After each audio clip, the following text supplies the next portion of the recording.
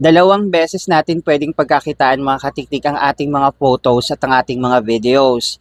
For today's video ay tuturuan ko kayo kung paano natin mapapakinabangan ng dalawang beses ang ating mga photos, ang ating mga videos.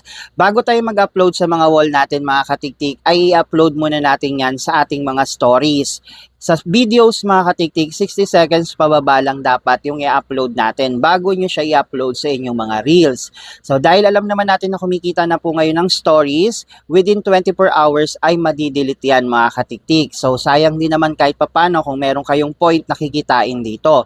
Kapag na-expired na po yung inyong mga stories, pwede nyo na pong i-upload sa inyong walls at sa inyong mga reels yung mga videos or photos na yan. So dalawang beses nyo siya nagamit at pwedeng pagkakitaan. Sa mga long form video naman mga katiktik, sa mga di nakakaalam, ang long form video ay kung 3 minutes yan pataas, pwede nyo po yung gawing reels. So dalawang beses nyo rin yan pwedeng pagkakitaan. So hopefully sana nagkaroon kayo ng idea kung paano nga ba natin dalawang beses pagkakitaan yung ating mga photos at yung ating mga video. So don't forget to follow Madam Tiktik for more video tips and tutorial. Ikikikikikiki!